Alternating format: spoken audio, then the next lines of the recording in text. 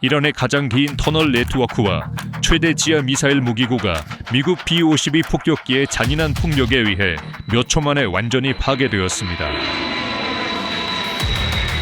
거대한 3만 파운드의 벙커 버스터 폭탄이 산속의 모든 출입구를 몇 초 만에 봉쇄했습니다. 그 거대한 터널들은 이제 지하 수백 미터 아래에서 맹렬히 불타고 있습니다. 수천 명의 이란 정예 병사들과 수만 톤의 미사일 탄약이 사라졌습니다. 그들은 도망갈 곳이 없습니다. 미사일을 발사할 수도, 지원군을 받을 수도, 외부 세계와 소통할 수도 없습니다. 정권의 가장 강력한 무기인 유명한 미사일 도시들은 현대 군사 역사상 가장 큰 죽음의 함정이 되었습니다. 이 서사적인 분노작전은 2026년 2월 28일에 시작되었으며 미국 항공 역사에서 드문임의 과시였고, 이 작전의 가장 파괴적인 순간은 2026년 3월 2일에 발생했습니다. 목표는 로레스탄주의 호라마바드 근처 산에 조각된 대규모 탄도미사일 단지와 둥가제르바이잔주의 타브리즈에 있는 단지로 건설에 수십억 달러가 소요되었습니다. 첫 번째 목표는 호라마바드 지하 시설이었습니다. 이맘 알리 기지로 알려진 이 시설은 이란의 최대 탄도미사일 단지였습니다. 길이가 36에서 50km에 이르는 터널로 이루어진 거대한 지하 도시. 수백 개의 샤합3 변형 미사일이 저장되고 발사대가 숨겨져 있으며 탄약고가 줄지어 있는 미로. 이것이 이란의 지역 억제력의 중추였습니다. 이 작전은 B-52 같은 폭격기에게 거의 불가능한 일이었다. 그러나 복제 기술에 기반한 조기 경보 레이더에 의존하던 이란의 방공망은 작전의 첫 시간에 동시 사이버 공격과 전자전 요소들에 의해 무력화되었다. 이 초기 단계는 지하 수백 미터 아래에 있는 인원들이 지상에서의 위험 규모를 파악하지 못하게 했습니다. 레이더 화면이 꺼져서 이란군은 다가오는 파괴를 볼 수 없었고 방어 시스템은 무력화되었습니다. 이 공중에서의 완전한 취약성의 창이 단 48시간 동안 열렸을 때 미 공군은 전략 폭격기 함대의 중량급인 B-52 스트라토포트리스를 배치하여 이란을 공격했습니다. 3월 2일 밤 B-52의 폭격 사격이 호라마바드의 가장 큰 지하 미사일 무기고에 악몽처럼 내려왔습니다. 작전의 핵심 구조는 층별 파괴 전략에 기반을 두고 있었습니다. 첫 번째 단계에서 B-2 스피릿 항공기가 조용히 이란 영공에 침투하여 3만 파운드의 GBU-57 벙커 버스터 폭탄을 목표물에 투하했습니다. 이 폭탄들은 산 깊숙이 침투하여 몇 초 만에 주요 문과 중요한 지지 기둥을 파괴했습니다. GBU-57 탄약의 공기역학적 설계는 중력 가속도와 결합하여 엄청난 운동 에너지를 생성합니다. 이 에너지는 60m의 철근 콘크리트와 단단한 암석을 관통할 수 있으며 충돌 시 터널 시스템 내에 회복 불가능한 구조적 균열을 일으키는 지진 충격파를 생성합니다. 곧이어 B-1 랜서와 B-52 스트래토포트리스 항공기가 그 지역에 도착했습니다. 초음속 속도를 가진 B-1 랜서 항공기는 전장에 진입하여 이동식 방공포대를 하나씩 사냥했습니다. 그 후 B-52 폭격기는 수천 파운드의 JDAM 스마트 탄약으로 지상 지원 건물, 환기구, 통신 안테나, 전력 전송선을 지도해서 주었습니다. 8개 이상의 주요 터널 입구가 벙커 버스터 폭탄에 의해 몇 초 만에 파괴되었습니다. GBU-57이 산에 떨어져 주요 통로를 붕괴시켰습니다. 터널의 내부 부분이 무너졌습니다. 거대한 폭발로 인해 산 내부에서 외부로 거대한 불덩이가 튀어나왔습니다. 나사의 펌 위성 시스템에서 공격 후 해당 지역의 비정상적인 온도 상승을 기록했습니다.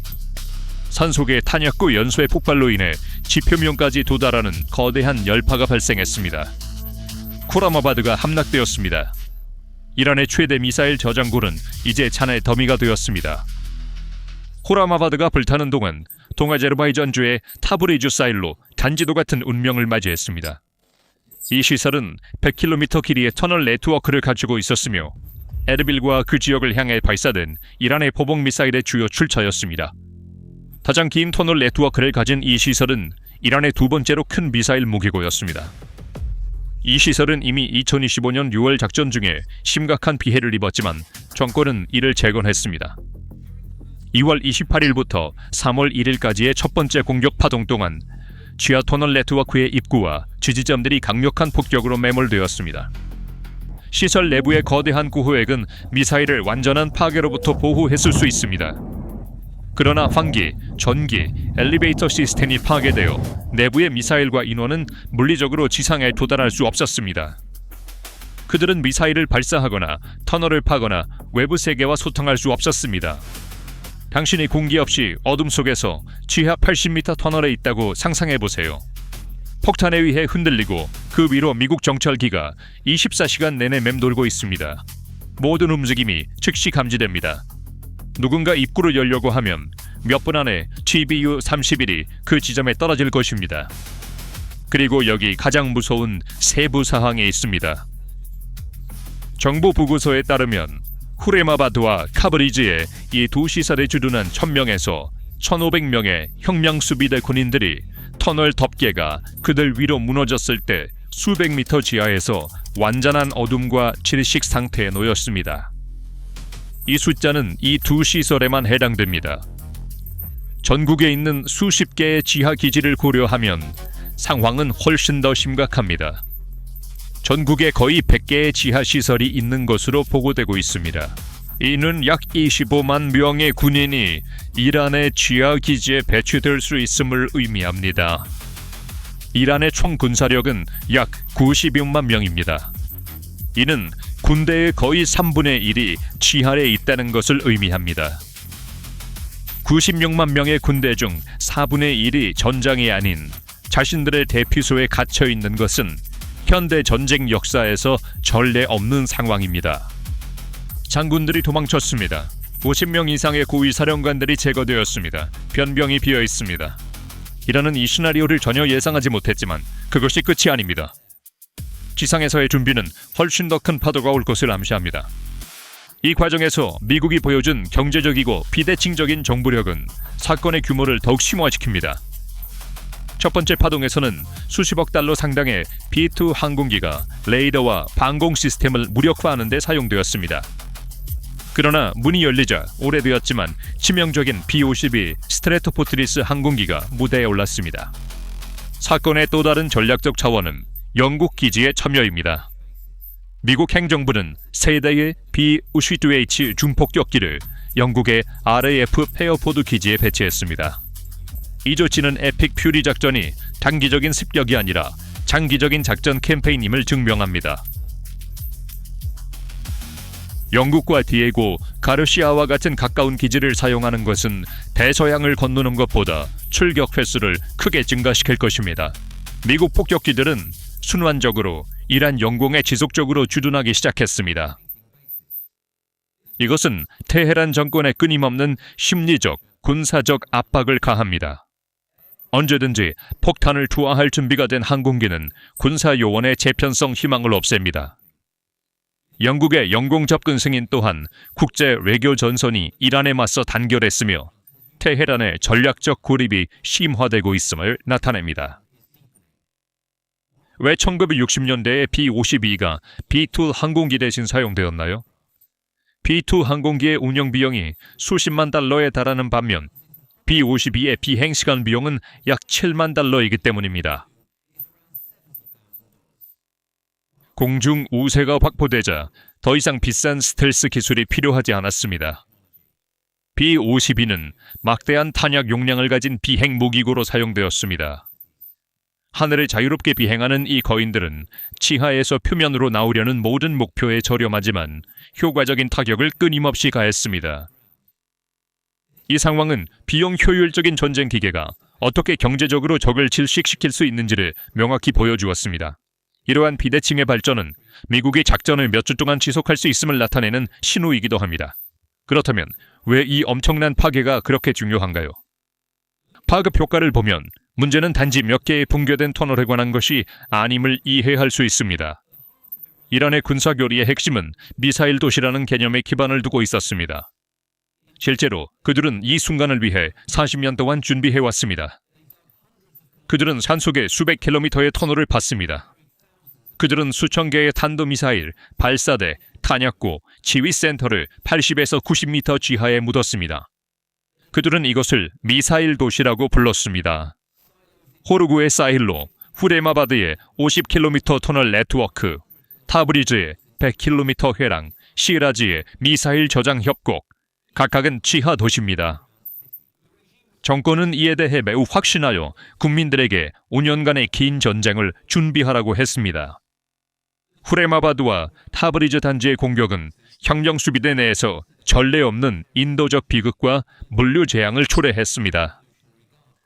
붕괴된 산덩어리로 인해 이 시설에서 일하던 1000명 이상의 정계 요원이 수백 미터 지하에 갇혔습니다. 이 작전의 즉각적인 군사적 결과는 물류병목 현상으로 나타나고 있습니다.